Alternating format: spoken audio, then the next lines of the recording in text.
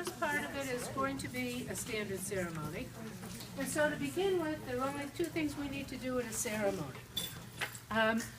We need to make sure that each person is there of their own free will, and nobody's been dragged in by the hair on their head. Do you have no shot of those handouts? Apparently we didn't get Gee, Art. No shotguns are allowed.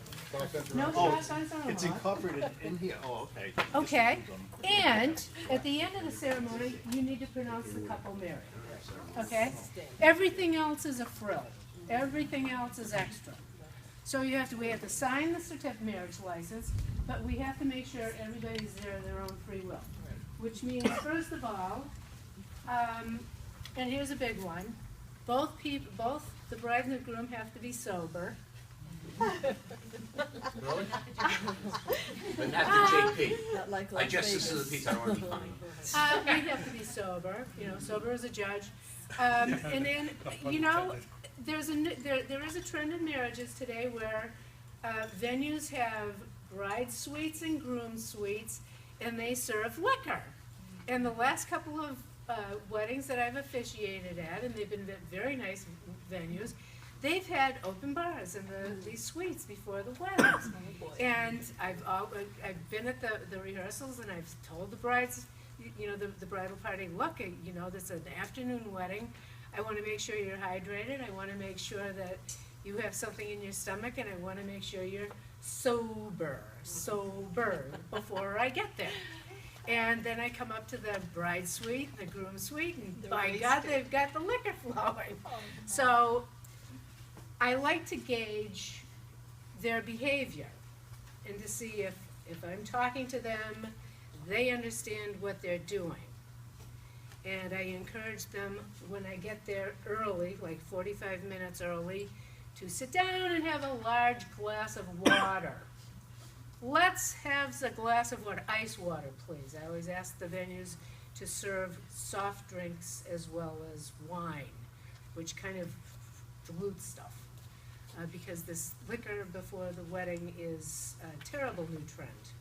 And something is going to have to be done about it, or else point A is never going to be, it's just going to be harder to do. But those are the only two things that we do at a wedding. Everything else in a standard ceremony is extra, So I have had people who have called me at the last minute and said, look, we may want to have a ceremony next year when we have some time and money together. Can you meet us downtown and sign our certificate? And I've joined them downtown, and I'll say, are you both here of your own free will? Yes, we are. I now pronounce you husband and wife, sign the form, taking it with me back to the town hall, and one of them I'm marrying next month, now that they have enough money. So they were legally married last year, that's what their wedding day, their legal wedding day is, but they finally can afford a marriage ceremony this year, okay? So. Are you just renewing their vows then, technically? Exactly. Now, so for me, I kind of have 6 elements of a standard ceremony.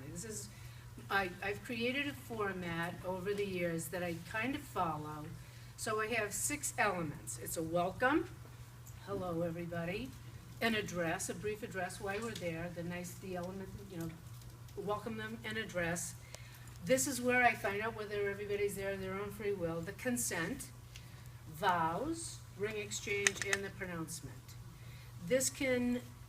I tell my couples that this is up to whatever modifications they want to have. It's not set in stone. They can do whatever they want to with it. But these are, from a starting point, this is what you can look at and adjust. Okay? Any questions so far? Okay. So, I have copied into the file a sample ceremony. And it's fairly simple. And it starts out with love is a miraculous gift and a wedding is a celebration of that gift. Today we're celebrating this gift of love and want to add my best wishes to the words that shall unite you in marriage. And then I go into the consent and for both. Okay, and I will not read through this all and we'll never get out of here. And then the address. So I have a basic address that's not overly, it's not religious, but it does have a gravity about what the day is about. While I like to be humorous in some places about a wedding, a marriage is a really serious undertaking. And I like to make sure no matter who I'm marrying, that they understand that this is a commitment and a contract. This is truly a covenant. So I want them to understand that and make the entire audience, all of their friends and relatives understand that this is a serious undertaking that they're going into. And then the wedding vows, exchange of the wedding rings, and then a pronouncement. Okay, so that's my basic format. And when I talk to a couple initially, I send them a variation of that based on what I've talked to them about on the phone in a pre-wedding conference. And depending upon whether they want, some of them want a more religious tone, I can separate out some of that content to be a little bit more religious. If they want a really quick and dirty wedding, I can drop some of the content. And I have other addresses. I consider it a portfolio, and I have tons of content that I can put in and take out. And so I adjust it based on the interview that I've had with them and after I've gotten to know them. One thing I do is I only send them content, and this is how I manage my business, after I've gotten to know them. I don't send them a bunch of stuff to choose from. They get a wedding. They can edit the wedding, but it's my wedding, okay? There's no pick and choose, all right? If they want a special ceremony, I can add it in, but there is a ceremony that I send. Any questions? Excuse me, Donna? Yeah. Can we rewind a moment? So the elements of the ceremony, welcome, address, consent? Yeah. Or welcome, consent, address? Did I do it wrong? Different on the I'm sorry. page that outlines the six versus what's in the sample. Do you do welcome, address, consent, or welcome? I'm sorry. consent, Well, you know what? It was a long day that day. I do welcome, address, consent, okay? Okay, so, to make weddings more special, there are a lot of special ceremonies that we can add to it. And there are new ones every day. And brides pick out all sorts of new ones themselves. There's also new trends daily, And so if you read Bride and Groom magazine, you pick up new things there, passing around the wedding bands to be blessed, that's really cool. Except that if I've spent $10,000 or $15,000 on a wedding band, it is not going around a beach. Never. Nope, not me. But there are a bunch of standard special ceremonies that usually, that we have, that a lot of people still like to use. And they're inserted, we usually do them after the ring exchange and before the pronouncement, so that all of the rest of the details are taken care of. And this is where I let they can share the ceremony with friends and family. The other place is for readings. We can add readings, and they can have family members or some of the bridal party participate, or relatives. They can come up and share doing the readings, or the address. They can have a couple of readings. It depends on how many people they want to have participate in the wedding. Yeah. So you would do the readings after the ring exchange as well? That depends on what the bride wants. Remember, everything other than consent and pronouncement is customizable, okay? I've had them do 2 readings in a row. I've had them do a special ceremony, a reading, a special ceremony, then something else, and then a singer. That was a really long day. I wasn't in a good mood by the time I got done. And it was hot, and it was at the Tower Hill Botanical Gardens in front of the fountain, and I had to go to the bathroom the whole time. Not a good day. Yeah. Vows, rings, and then anything special, that's what you're putting in? When they're doing a special ceremony, I like to put it at the end so that it's kind of a coda before the pronouncement, okay? So it's just like anything else. It's like a production. And so at the end, I know that after they do their little ceremony, I can pronounce them and get out of there. That's not a nice way to put it, but after, sometimes you wanna, They want Arthur's Especially- laughing. Yeah, yeah. get out of there. And Shut that's the where you can fountain also off put next in time. The fountain off. poems or readings or blessings. Well, blessings can have, it's nice to have a blessing if they really want to put one after the vows, or after the ring exchange, or before the pronouncement, okay? But that, again, it depends on the couple, it depends on the overall tenor of the ceremony. I'm doing a wedding in a couple of weeks that started out short and simple, and I got it back from them, and it, the Pope could do it. It's extraordinarily religious. I have a question, Yeah, another, on, the same, different topic maybe, how do you structure your fees when you're adding all of these special things in that you're performing and also maybe, consulting on, or provide them with, I charge a statutory basic fee for a basic ceremony. In Ashburnham, I charge $100. Outside of Ashburnham, I charge $150. If somebody adds on a whole lot of furbelows over and above it, I will add enough money to make it worth my while. Laugh. And I also charge for rehearsals. So if somebody has a couple of extra ceremonies where I know it's going to be a fairly long wedding, I will add on for that, and I will add on for the rehearsal. so do you, when they have, say, an extra poem or an extra this, or is it just the time thing, and then also the consultations on the actual ceremony, like design? of No, just the ceremony? rehearsal and the ceremony. I usually don't do it on the consultation. I see, okay. I don't, where I live, I don't live in a very high-income area. Would be very difficult for me to command an enormous amount of money. So I charge for extra ceremonies. I don't put my thumb on the scale. I can't. I would be overcharging. So my weddings for a couple of, except for that one by the Tower Hill Botanical Garden, that was a different story. That's not there. Yeah, that was a very special wedding. Most of my weddings will be outside of Ashburnham. A standard wedding with a rehearsal will be $300. A very special wedding will be $350 to $400, and that's the most I will ever get. But I always put it in writing in advance, and they know it. And especially when they have a great deal of extra stuff involved, I'll say, well, you have a couple of extra ceremonies, you have 4 readings, you've got a cantor on the side, you got a lot of stuff here, so, okay? Okay. Moving on. Special ceremonies. Here are 6 that I actually put on my questionnaire as examples of special ceremonies that they can choose from, okay? Unity candle, rose ceremony, hand fasting ceremony, sand ceremony, wine ceremony, and the wine box ceremony. I've done all of these, okay? Hand fasting only once. Here's the unity candle. Unity candle is a beautiful, it's not as popular as it used to be. It's a really nice, extra ceremony for a couple of instances.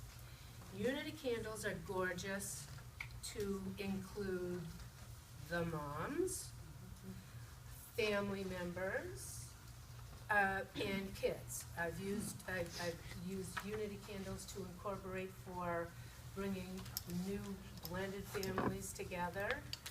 But it's really great when you have a couple of mothers or mom and mom-in-laws, because it helps them come in and be part of the wedding, where they usually just sit there and cry. So that's really kind of a nice inclusion. Unity candles are awful for outside weddings. Do not let them use it, because you get a bride who'll say, oh, it's bad luck if the candle burns out.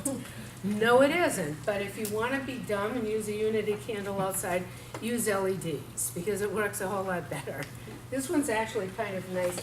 This would be, you could use this actually outside, because you could use an LED on the, just flick the button on the bottom of it. But but they, you know, it's a nice effect. I had a bride and groom who, it was a second in a family who I married, 2 daughters. And her grandfather passed away 3 days before the wedding. And she was absolutely disconsolate.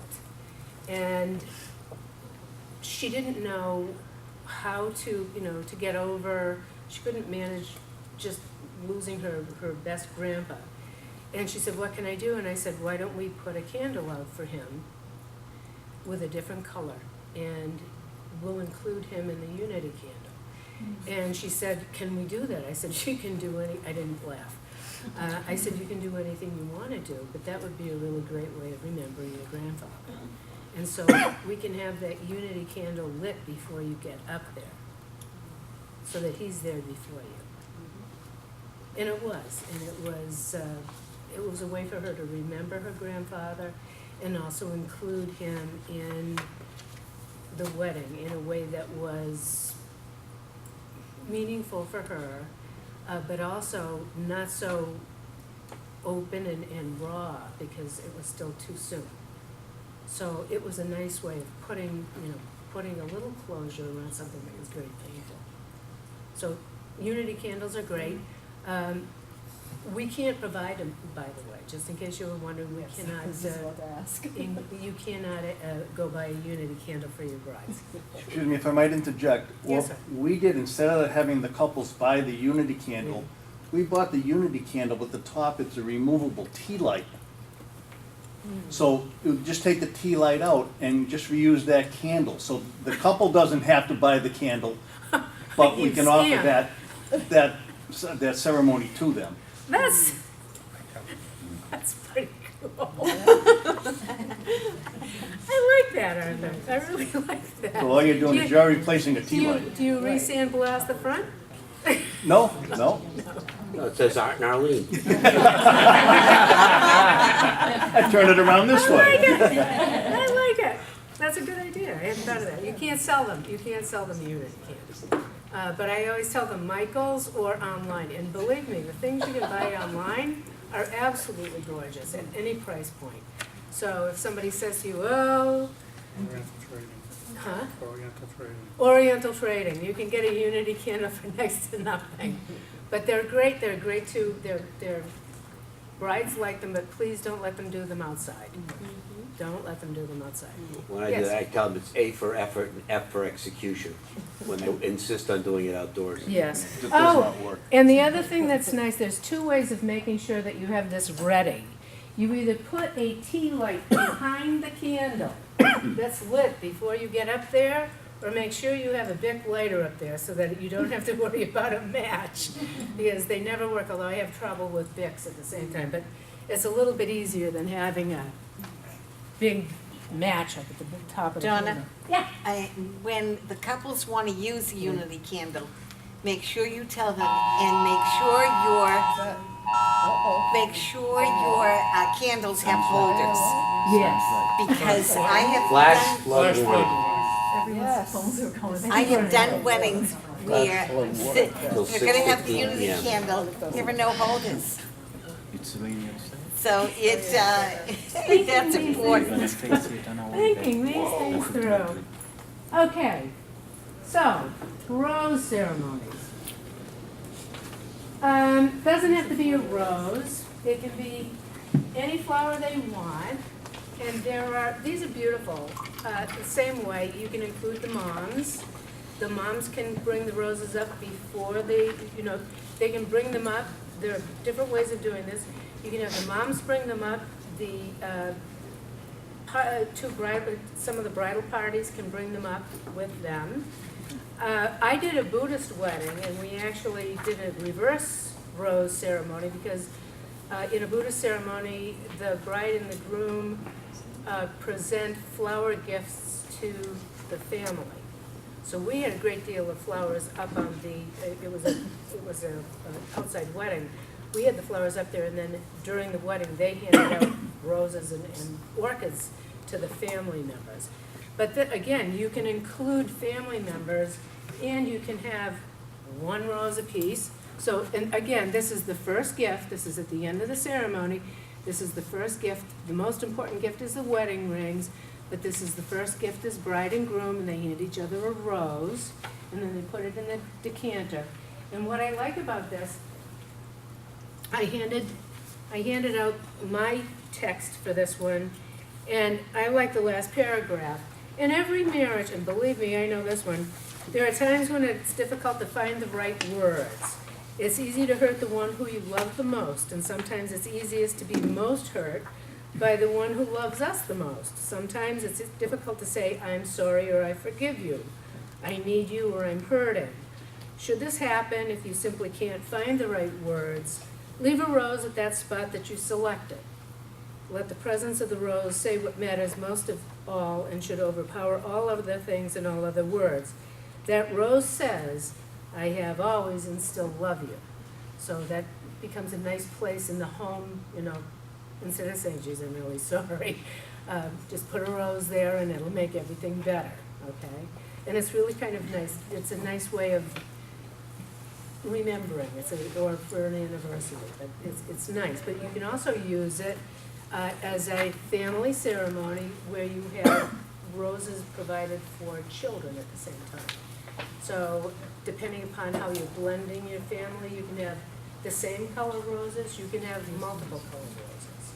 So you can have like bright red roses for the mom and dad, and then lighter colored roses for the kids, and then they can add their roses to the rose ceremony at the same time. So with blended families get a little bit dicey. You have to, you have to work them out a little bit better, but it makes everybody come up, again, right before the pronouncement, everybody comes up at the same time at the end to be together.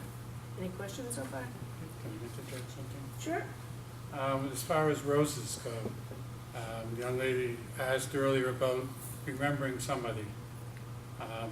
One of the things I've done at weddings is the wedding party brings up roses and they put them on in a vase when they come in their procession. And there'll be a picture of the person they're remembering, or persons, and right in front of the vase. And they all just come in with the rose in the procession and very quietly just put it in the vase. And at that point, after they've gone to their positions, then you can say, these roses are here, presented by the family, in memory of, and then name the person. And that's it. There's nothing else you have to say. It's just letting everybody know what's going on with the roses. Mm-hmm. Another one you can do with the rose is if, like, there was one, the father of the groom, or the father of the bride, I forget which, had passed away shortly before the wedding. And they wanted something to remember him. So they took the chair that he would have been sitting in, put a picture of him, and put one red rose on his seat, and left it there for the entire ceremony, just to let everybody know that he's there. And it was very, very nice. So these are a couple of things that you can pass on to your couples. Questions? And now we're getting to my favorite. And I'm going to ask Arthur to come up for this one. You know, I read yours over and it's entirely different from mine. Ah, nuts. It is. Sounds like you're getting a Completely lot of different. emails now. Well, then I need your help. Let me, Okay. there's two different ones. Hand fasting ceremony, which is in my book, is a Celtic tradition where the bride and groom hold each other's hands. I have a gold chain that I place over their hands.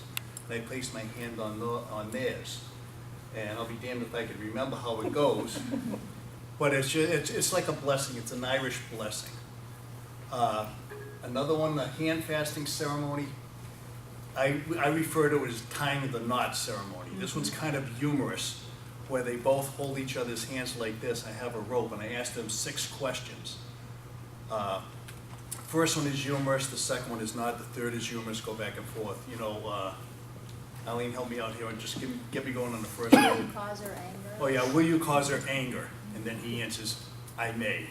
But I always tell them to embellish that a little bit more instead of the I absolutely already have, no doubt about it, you know. So it sets the tone for the guest, because it's adding a little levity to the guest also, which lightens the whole mood of the ceremony. And then I take the rope and tie it over. So I ask them a set of 6 questions, and after every question, I loop the rope over. And then at the very end, at the last question, I'll just say it's not the knots of these binding holding you together, but your everlasting love for each other. And then they separate their hands, and I take the rope and place it down on the table. But you caught me off guard with That this one? Yeah. This is the one that I got to do. And I did it last year, and it was an outside wedding. It was September, remember last September we had that hideous hot day? It was like 98 degrees. Okay, 98 degrees. They had woven this ribbon with, what is it, 1, 2, 3, 4, 5, 6, 7, 8, 9, 10, 11, 12, 13 colors of ribbon. And I said, because they didn't have a rehearsal, so I said, so your ribbon is all set? Yes, it is. And I looked at the text, and I said, okay, we have to go through this, and there's quite a bit of text. There are quite a few bindings that need to be made. Do you have enough ribbon? Well, it's 7 feet long. And I said, oh, I suppose that's pretty good. 7 feet long is a lot longer than me.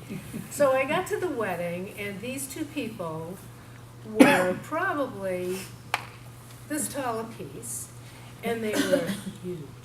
And I stood between them, and I looked at the ribbon, and they had, maybe it started out 7 feet, but there was not enough at all to get all of those bindings. So I kind of made a binding, did a few, made a binding, did a few, and I had a handheld microphone. I had the text, and I kept unwrapping this poor chunk of braid around these 2 people, sweat pouring out of all of us, and I finally got it around them. I got to the end, and then there was this, all the stuff, may these hands be blessed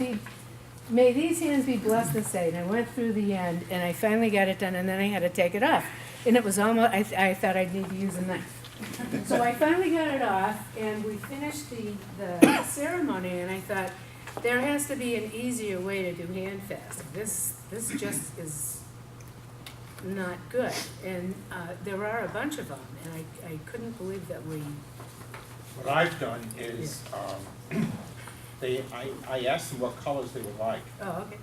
and then have them pick their colors and make it. And then wrap it around them so they can slip their hands out for the rings. It would have been okay to slip them out if we hadn't been drenched in sweat in a garden. So here's a here's a rule. Let's not do hand fasting on a heat wave. That's an indoor air conditioned kind Yeah, in of. fact, I'm doing another one on the 27th of June. There you go.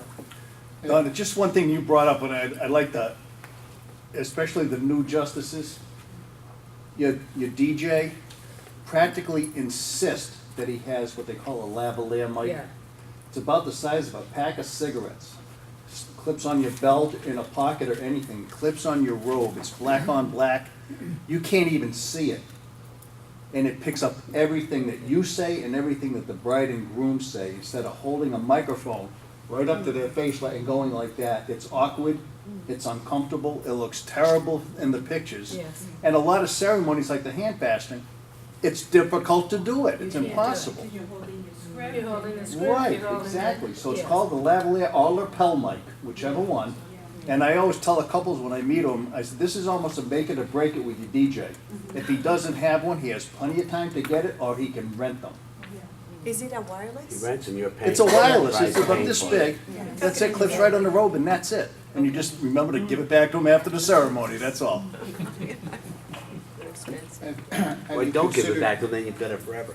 Have you considered using handcuffs instead of a ribbon? That would have been easier. I could have just used a key. I've got some in my car. Huh? Me too, that's fine. Okay.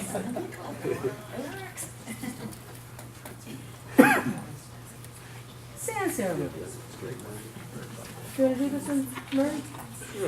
I have two different varieties here, okay? One way to do it is just the bride and groom doing the sand. Obviously, you don't use these, you take it before the ceremony starts and you pour them into here. And use two different colors, usually it's whatever color the bride and groom want. They have their favorite colors, or they have two colors from their color scheme for the wedding. And during the ceremony, as the ceremony is being read, they will take, you can do two ways, you can do one, and then the other, you know, bride first, then groom, bride first, then groom, it's called layering. Or pouring together to blend it.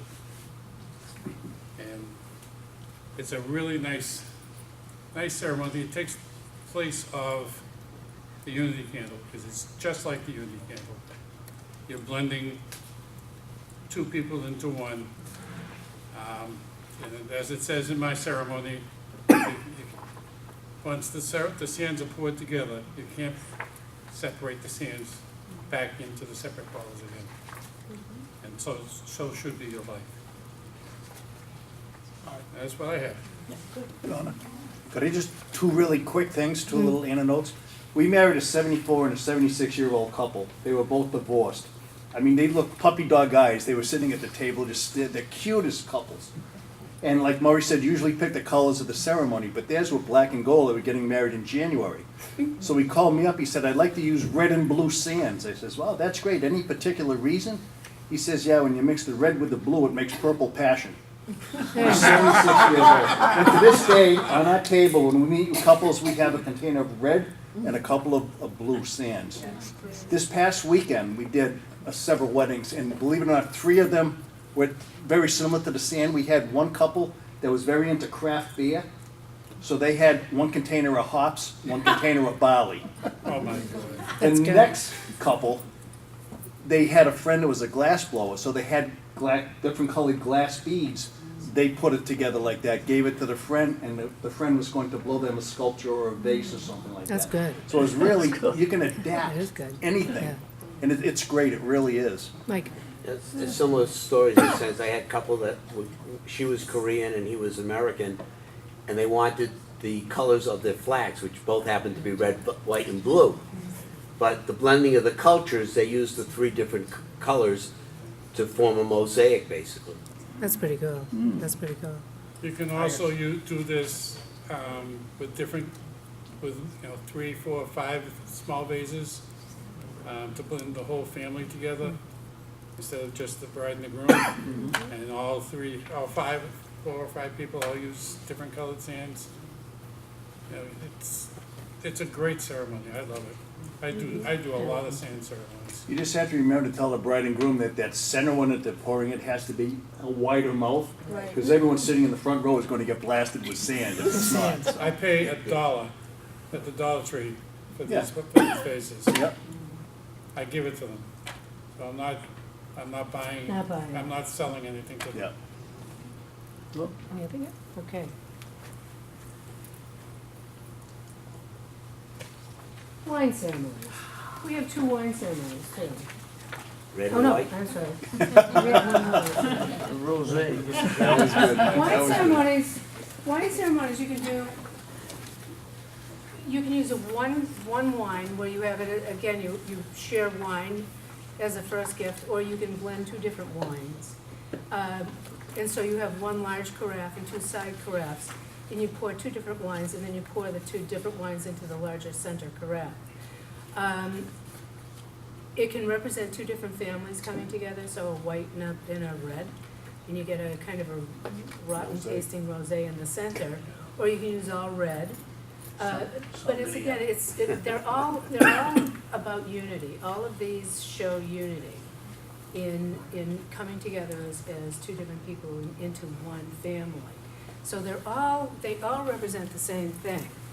And let's see, did I have another picture of this one? Okay.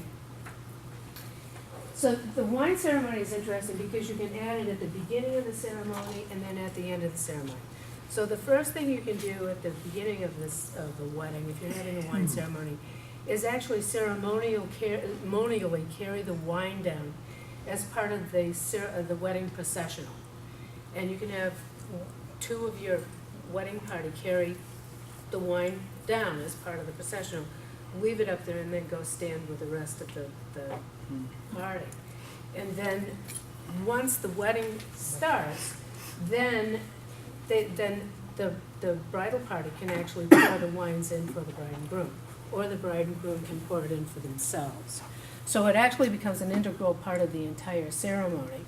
Or you can do the whole thing at the end and have the bride and groom do it. The only problem with red wine is if the bride and groom are nervous, it stains badly. And look out for yourselves at the same time, because, you know, most of the tablecloths that you use up at the front are white. The bride is white, so I usually like to have a lighter shade of wine, even though it's red is nice, just because I haven't seen a not nervous bride yet. And it does, it stains badly. And now the wine box ceremony. This is a fun ceremony. It takes homework on the part of the bride and groom in advance of the wedding. Yeah. Just one thing. Given the societal changes that are going on today, some people don't drink wine.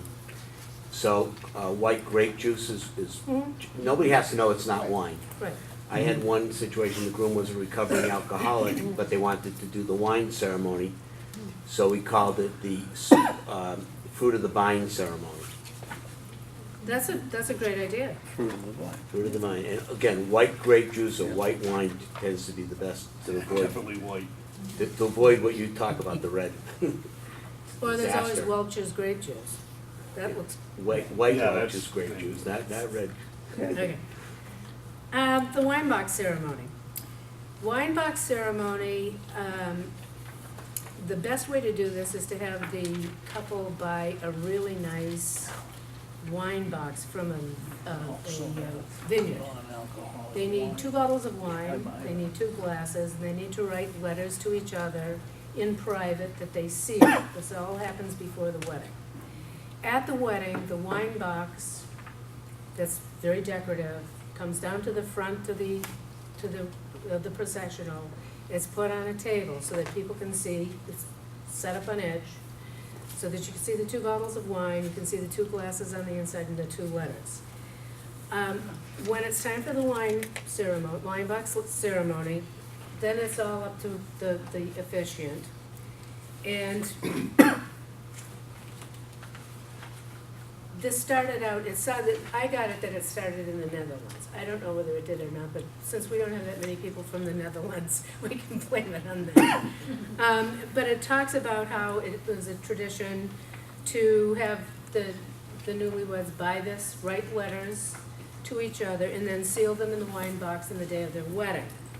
And if they reach a point in their wedding when they come to a moment where they no longer want to be married, when they really reach a very rough patch in their wedding, that they go and they open the wine box, they take a bottle of wine each and a glass, and they take each other's letters into a room privately and read why they fell in love with each other at the beginning.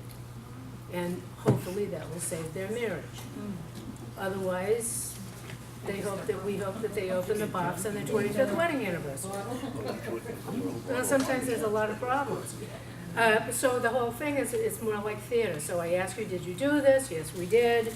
Then we go through it, then at the end, it's like, okay, then go up to the box, make sure these holes are pre-drilled or use glue, and nail the box shut. And I've done it with nails. That works okay if it's pre-drilled. I had one really enterprising father of the groom who brought an electric drill. It worked beautifully. It was very slick.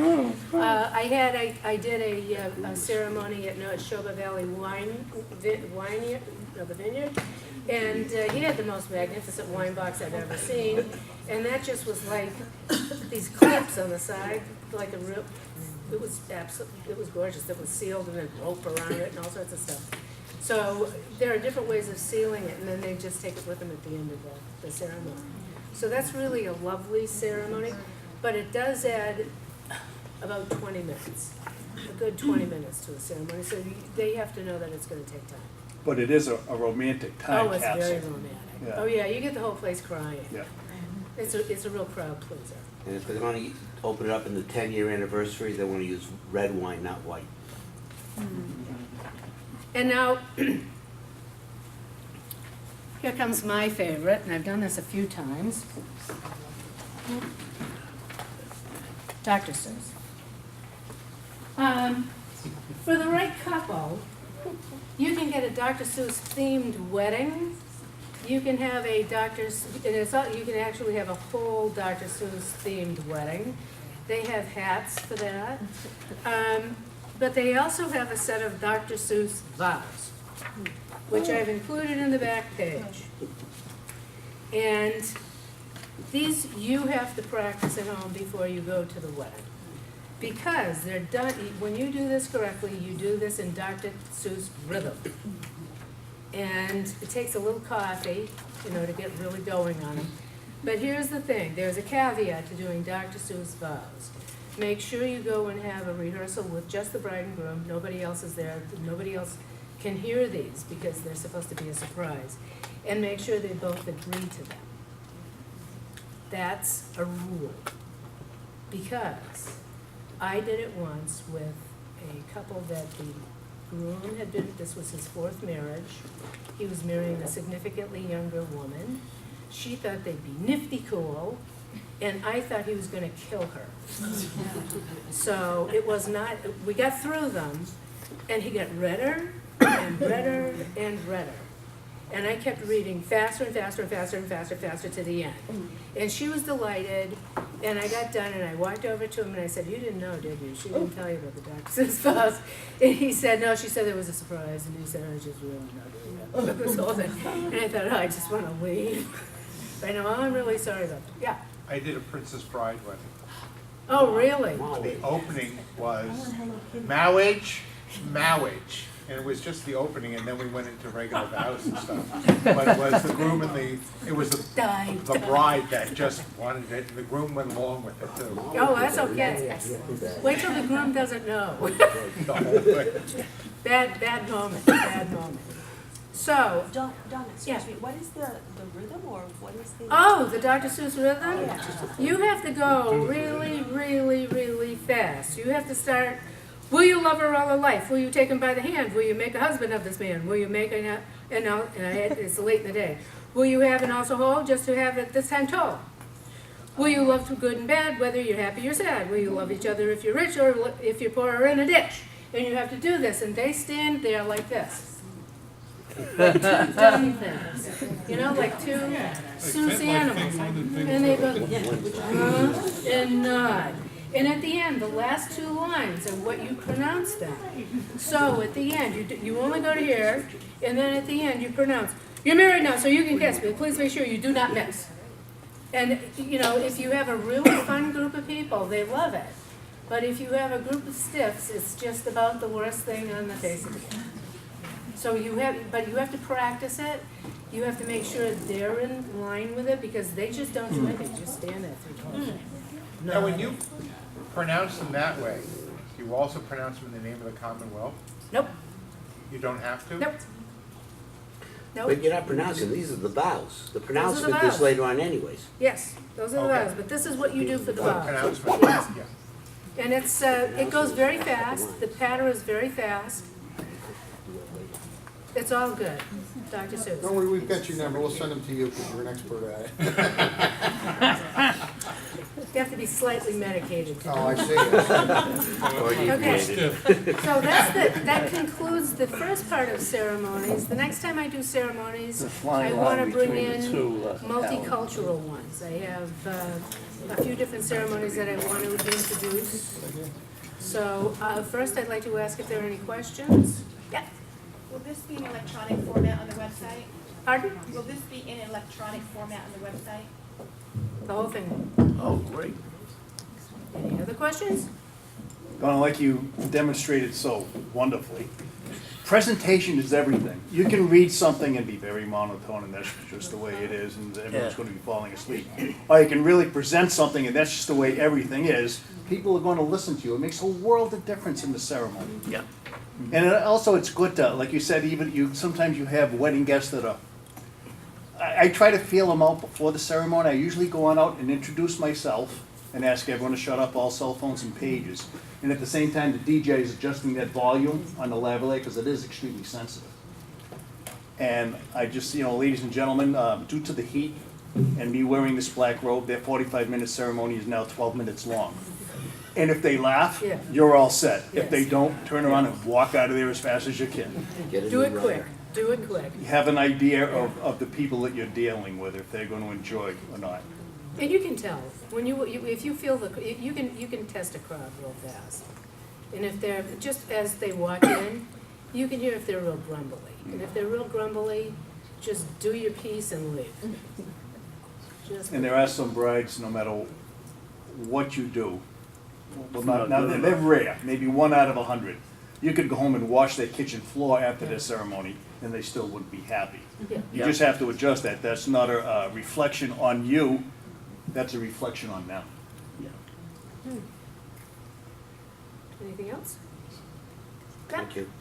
Yeah, I just wanted to add that sometimes it's good to get the story about what's gonna happen after the ceremony. I do a lot of house weddings, and I got caught one time, not caught, it was kind of nice, but it was unexpected, that when I was ready, I started to put on my coat, ready to leave, and they said, "Where are you going? You must stay, it's tradition." They were from West Indies, or Thailand, I think, a couple of different, so I don't know which tradition it was. So I had to stay, they were still finished cooking. I didn't have to stay, but, they really asked me. And it was part of the ceremony that you had a prayer over the food, that the grandmother prayed over the food and included you in the prayer and whatever it was. And it was nice. I was expected elsewhere though, but I did stay and it was nice. But I think that it taught me to ask, okay, what's gonna happen after the ceremony? What are you doing? Am I free to leave? Whatever. I always make it really clear, because most of the people who I marry I don't know. Unless I'm a friend of the family, I make it very clear that this is my job, and when I'm done, I'm gonna put my robe in my robe bag and I'm leaving. So I always make it very clear that I'm out of there like Batman. Because I don't know these, most of the people I don't know. There are sometimes that I'm invited to stay because they're friends, but for the most part, I'm like the DJ. By the end of the day, I've played all the songs I'm gonna play. And that's it, I pack up my gear and I go. I don't expect to stay. And Yeah, so it's good to set that expectation. I do. Thank you. I do, I try to, yeah. Do you know if most people automatically wear the Justice of the Peace robe, or do you ask your client, would you like me to? I always wear a robe. And that's mostly because I don't wanna have, it separates you, it's like it's like your sign of office. And honest to God, because I'm only 5'3", the minute I put that robe on, people behave. It's more formal. It's more formal. All you have to do is walk out in a That you robe, automatically wear the robe and don't ask I the always client? ask. I always You ask. ask. always Okay. wear a robe. They don't know if you're clergy or if you're JP. No, but they gotta will behave. immediately behave. You can walk in, they will sit down and take their seats. You can do this. And they'll all stand up. And they'll all sit down. And it can go up and down. You can mess with their head. You can tell them to shut their phones off. You have, because once you stand, when you're ready to start that ceremony, you are in control. And I find that wearing the robe is a sign of your office. And so I do. I always wear a robe. Okay. Part of my questionnaire up front is how would they like me to dress, and if they would like me to wear the robe or not. I don't even ask. If that works for you, that's fine. Yeah. I But just generally automatically wear speaking, do you myself. think?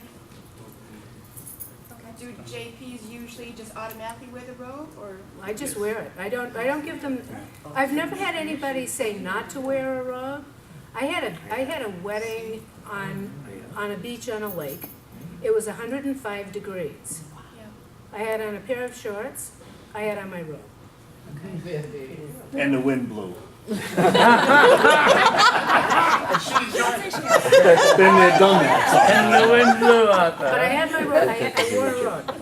Based on where I live, I have a lot of beach weddings, and it just feels really formal on the beach weddings. Well, even, you know, depending upon, if they're wearing good clothes, then you should wear good clothes.